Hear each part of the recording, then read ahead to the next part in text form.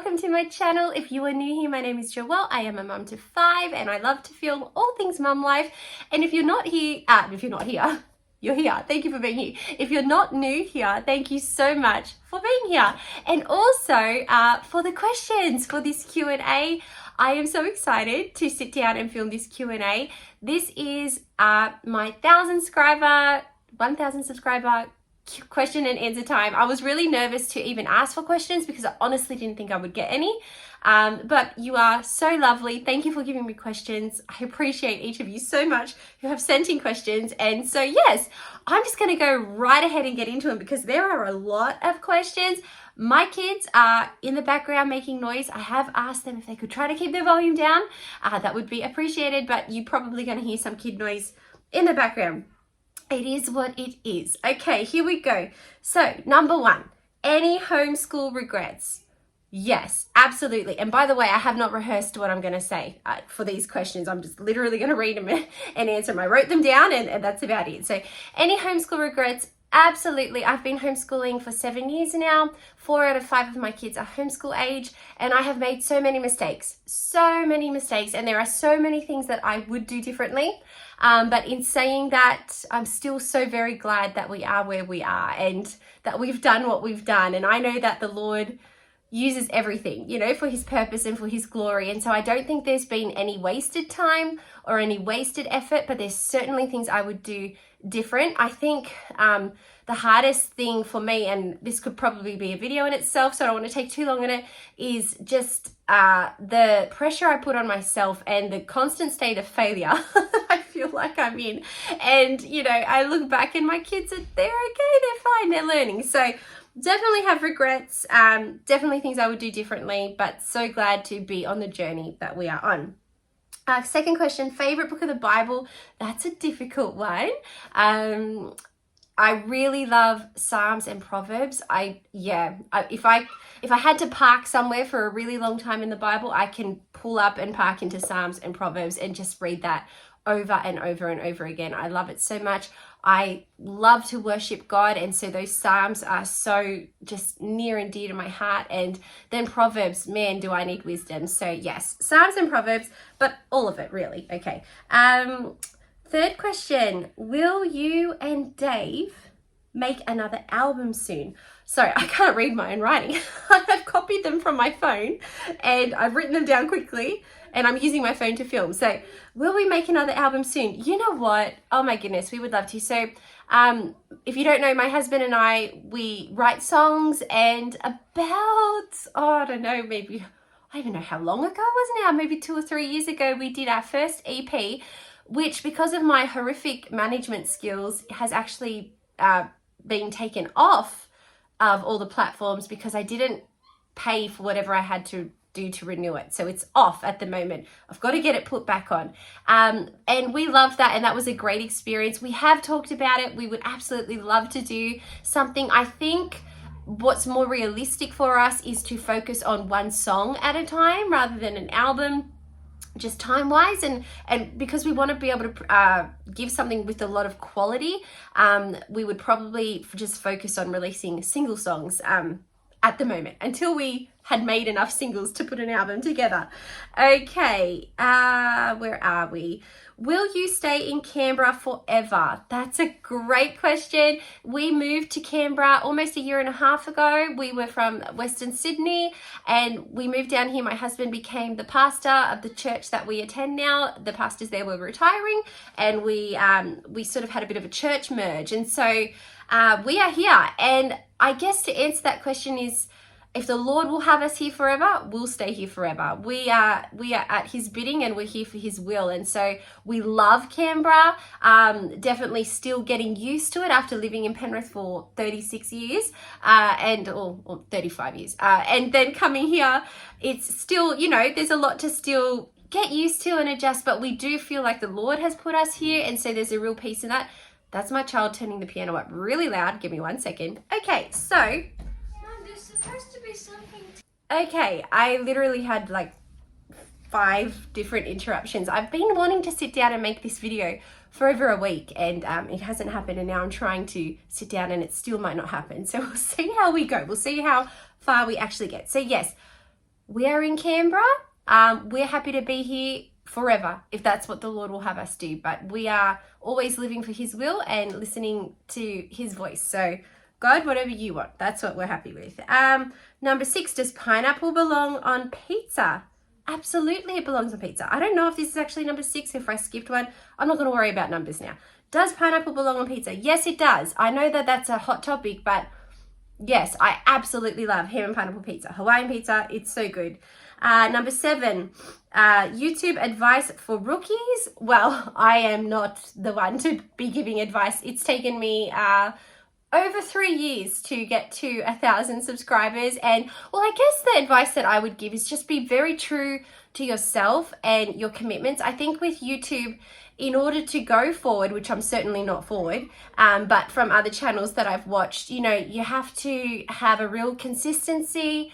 That's really important. And so I'm trying to have a consistency, but then we've had just seasons, especially in the last 2 years, that have been so full on and so busy that I know that if I was putting YouTube first and giving it the level of consistency that it needed, my family would suffer and then I wouldn't be happy. So just trying to be true to yourself and to put the priorities right. And when your priorities are right, it all just flows better. So anyway, that's my advice. Okay, advice for single women waiting for their Boaz. Oh, I love this question. Oh, sister, just trust in the Lord. He knows you. He knows the desire of your heart. His plans are good. His plans are better than our will. He knows exactly who and when, and you know, you can just leave it in his hands. So have peace and have fun while you're waiting. Like, let's not, you know, as single women, I have a very, like, my closest friend in my whole life had waited a long time before she got married. And let me tell you what, she did not waste any time in her singleness. She did so much and accomplished so much. And now she's married with a baby and she's got all these accomplishments behind her as well. So that is what I would say. Hang on, May, what is it? Okay, we are back. How do you balance everything, being the primary educator, parent, wife, church, etc.? Well, thank you for this question. It means a lot that you think that I do balance everything, but I really do not. And I'm not saying that like as a false, you know, what's it called? I'm not trying to have false humility or something. I really don't balance it all. I said to my sister just the other day, I feel like I'm dropping at least 3 balls at all times. Like I am just not able to do everything. And so it's just about choosing priorities. Very often when my homeschooling is going really well and, you know, church life is going good, my house is a mess. And then often when my house is looking really good and I'm staying on top of it, our homeschooling's fallen behind. So there's always give and take. It's life. It's up and down, and it's just, I would say, I think I just had to a long time ago realize I can't do it all and just come to peace with that. And there'll be some days that we've got more of a focus on something else, and then other days where that doesn't get any focus and we're focusing on this. So yeah, but thank you for the question. I really appreciate it. Okay. Sorry, I have a bit of a runny nose. I feel bad to keep sniffing, but it's really cold. It's getting cold in Canberra, and I think I'm fighting off a bit of a cold. What do you think is the biggest danger for the Christian church today? Wow, that is a big loaded question. There are many dangers out there, and you know, now that I am in ministry, you know, supporting my husband and, you know, seeing different things that take place in the church, I'm having a whole new understanding as well of what's going on. You know, I just picked a really bad time to film. I'm sorry, but we're gonna keep pulling through. But I think just based on the things I'm seeing in our culture and in our lifetime, I think one of the biggest, if not the biggest danger in my opinion, is when people present Jesus without the gospel. You know, Jesus, but without the gospel. Jesus without the full truth of the gospel. It's not the gospel unless it's the full gospel. And so presenting a false gospel, presenting a partial gospel, that's dangerous. And as Christians, often we are, labeled as unloving or judgmental or bigots. I hear that word going around all the time, and like nothing could be further from the truth. There, obviously, every group has their people who ruin it for everybody else. But as Christians, the full gospel of Christ is a gospel of inclusion. But stay with me, not in the way you think, not in the way our culture tells us. Our culture's version of inclusion is come as you are, stay as you are, you're perfect as you are, live for yourself as long as you're happy, and die in your sin and in your suffering. That's what the culture's answer is. The gospel's answer is come as you are. It doesn't matter who you are. It doesn't matter what you've done. It doesn't matter where you've been. God loves you and he accepts absolutely everybody. But don't stay as you are. Enter into his grace. Enter into his mercy. Let him wash you clean. All of us are sinners. There is no one sin greater than the other. We are all sinners. I am a sinner. And so I don't see myself better than anybody else who needs the gospel. I need the gospel just as much as anybody else. And so Jesus, come and wash me, come and change me, come and sanctify me to be more like you, and take my sin away and let me live, let me have the fruit of your spirit in my life for today and also for eternity. Jesus doesn't let you die in your sin if you come to him. He rescues us. And so that is the gospel, the real gospel of inclusion, not the false gospel of inclusion. And I know that could be very controversial. And I hope that you know by now that I love you and I'm not judging you. I just said it. I'm as much of a sinner as you are or anybody you know. And we all need Jesus. So that's my answer. Wow, that maybe should have been its own video. Here we go. Have you ever thought about adding things like health, well-being, growing food into your teaching? I would absolutely love to. In some ways, I think that we do, not in the growing food way. I'm terrible at keeping any plant alive, so I would be the worst person to teach my children that. But overall health and well-being, that sort of thing, we really do try to incorporate into my kids. I wouldn't say necessarily their curriculum, but that holistic learning style. So my husband was a personal trainer for like 15 years. He's a PDHPE high school teacher as well. And so he imparts a lot of knowledge into our kids. And I do my best as well, just to, teach them all the good stuff. So yeah, that's that. I hope that answers that question. 11, what is it like living in Canberra? Do you feel at home there? Do you see yourself living there long term? And are there many activities to do there? That is a great question. I'm going to say every question is a great question. Canberra is beautiful. Canberra is cold after 3:30 p.m. Between 3:30 p.m.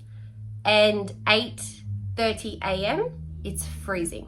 Even in summer, it gets cold. But the hours, not those hours, between not those hours, so let's say from about 9 a.m. to 3:30 p.m. are glorious. And I mean glorious, like all year round. Unless you've got a cold, rainy day, as if the sun is out, it is glorious here. That you have 4 seasons. You really experience summer, you really experience autumn, winter, and spring. And I've never experienced it like I have since moving here, and it's absolutely beautiful. The people here in Canberra are really nice. Obviously, everywhere has, all sorts of people, but so many beautiful ethnicities and cultures are here in Canberra. And so we feel very safe. This is a really nice place to be bringing up our children.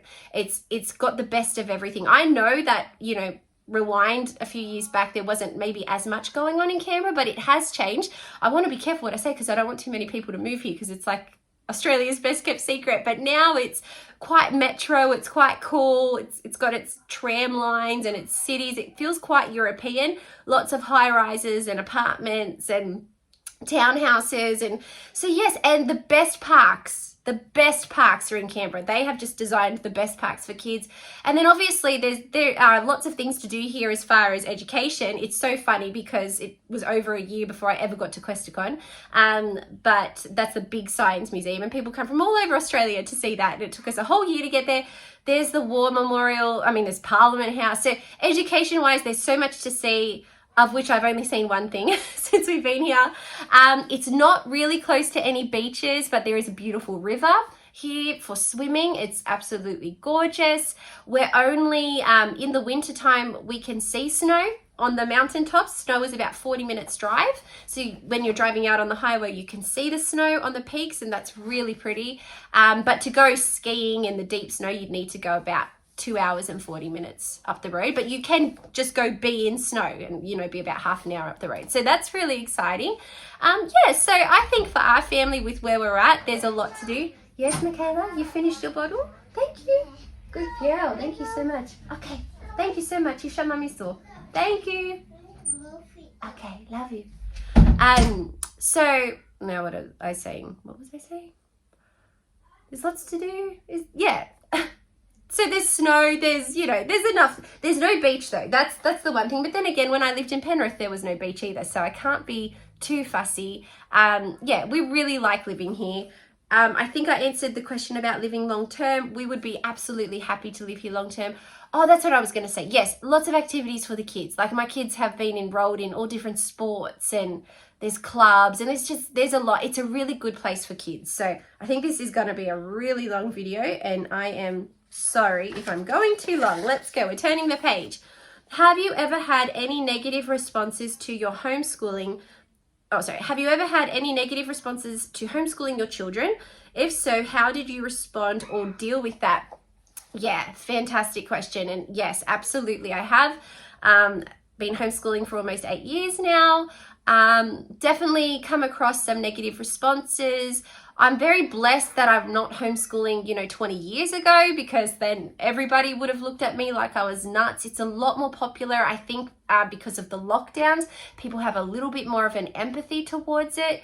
Although the kids who had to do school at home in lockdowns did not experience homeschooling. That was just lockdown schooling at home. So it wasn't the homeschool experience as such. But I think because of that, people have a little bit more of an understanding towards it. So that's helped a little bit, but we've been homeschooling long before that. Definitely, there was a couple family members that it took a while to, they've always been supportive, but to have them sort of be able to wrap their minds around what we were doing. Certainly I've had just rude comments from strangers, people who are somehow very worried about my kids' socialization, like total strangers coming up, especially, and this is an odd one, but whenever we're in the hospital emergency room, which is quite often with 5 kids, and then they're asking, oh, you get a day off school tomorrow, or they'll say something like that, and I'll say, oh, well, we homeschool so we can be flexible, and I see the look that comes into their eyes, and it's usually one of like disdain, because they just don't understand it. And so, but I have had to learn to just have a lot of grace for people. It's, when you haven't homeschooled, when you've got no idea what homeschooling is about, it's like trying to tell somebody about a country that you've been to and absolutely loved, and they've never been there and would never want to go there. It's like you're not going to make it happen. So you just find something that you can mutually agree on and move on. I've definitely overreacted. I've tried to justify myself way too many times. I probably still even do to this day, but I'm getting a bit better at it. But just being very secure in our decision to homeschool. So, and I always say to people who are worried, and I probably don't even owe them this, but I do say, we reevaluate every year and see where we're at, and we'll always make the best decision for our child, whatever that may be, especially heading into high school years. And even just this week, I've been talking to Joseph. Joseph, how are you feeling? Do you still want to continue with homeschooling? There's a really good school that's, not too far from my house. Would you want to try that out? And, so we're very open to going to school. It's just that school has always been the better option for our family, and right now it still is. So, how did you and your husband meet? That is a really interesting story. So my parents moved to Australia when I was 18 months old from the United States. And David's parents moved from Poland. Well, he was not born yet, but he was born shortly after they arrived in Australia. So we both come from immigrant families, and both of our parents are pastors as well. So I have no memory of this. My husband does, but we actually met when I was 2 and he was 5 for the first time. He remembers my older brother and sister. I remember nothing. But apparently we went to their house and had dinner, and that was our first meeting. I had nothing to do with David for many years, at least 10 years, I would say, past, and he came along to our church with his family.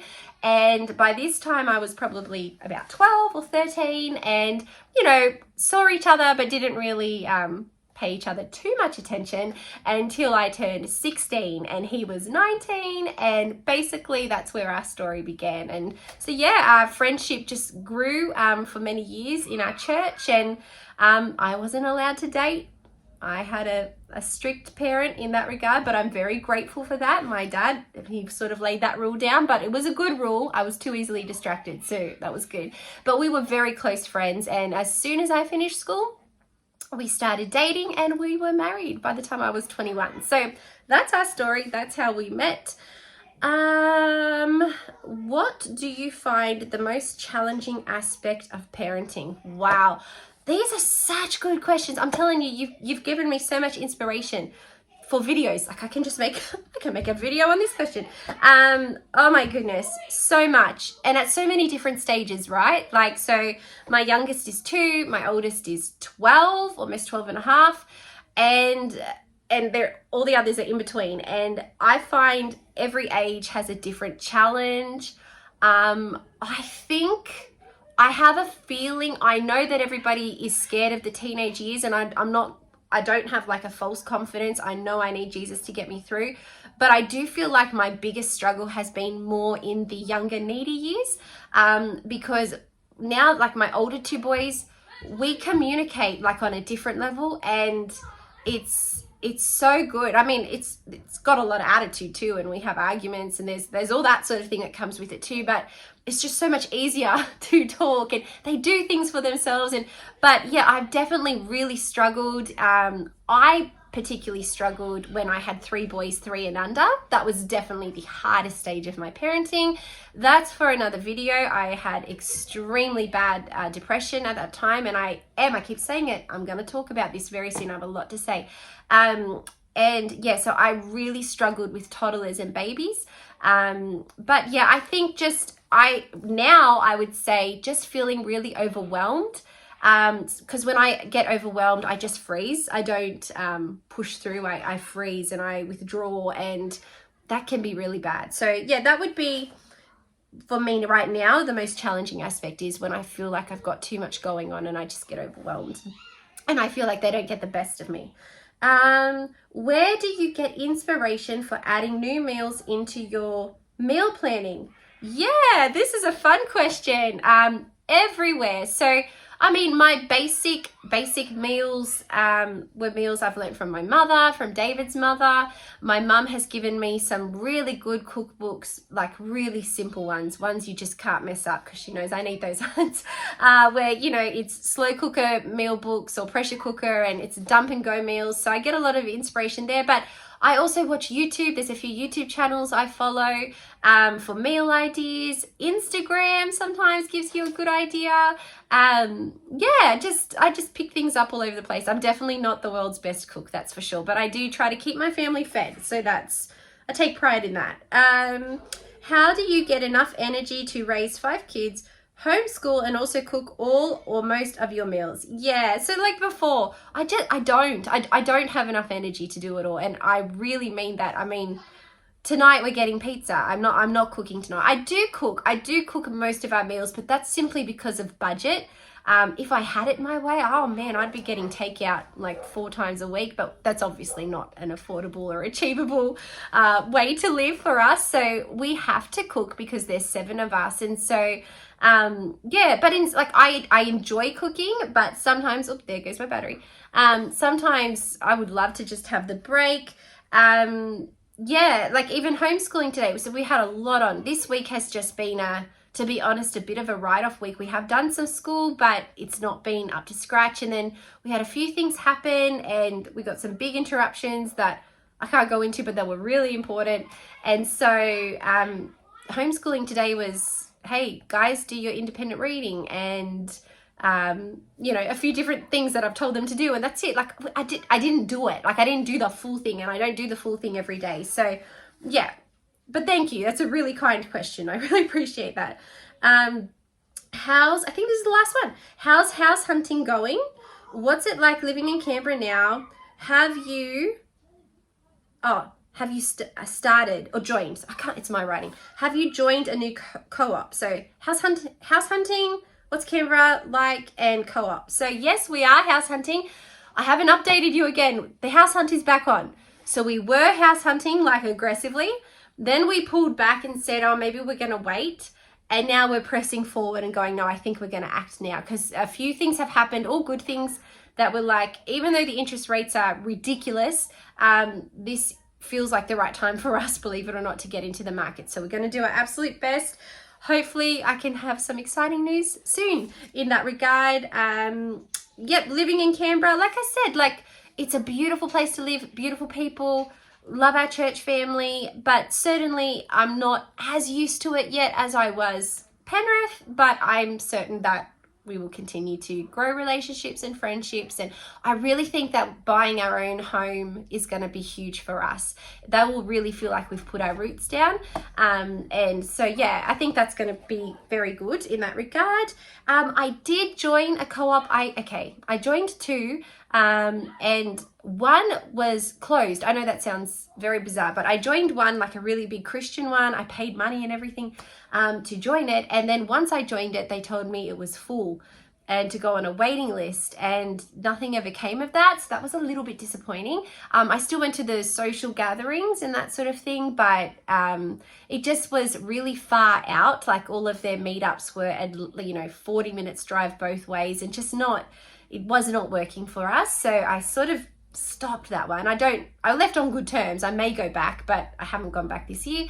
And then I joined a secular home group, which is fantastic. I'm really getting along with the ladies there. My kids have made some really good friends, but I've just been really slacking going. That's like really my only excuse. We've just been so busy. And so we do have this homeschool group. It's not really a co-op, but they do a lot of planned excursions, which I really appreciate. It's not just park play, if you know what I mean. They do the Questacon, and they do, so it's really good in that regard. I've got to get back there. I've just been really slack. Wow, I think I've answered it all. This is a long video. My kids are going crazy. If you've made it this far, thank you. I really appreciate you. And thank you to everyone who gave me a question. I'm so grateful. I hope that this has helped to get to know me a little bit better. I love being part of this YouTube community. Thank you for being on here with me. God bless you. I will see you early next week with another video. Take care. Bye.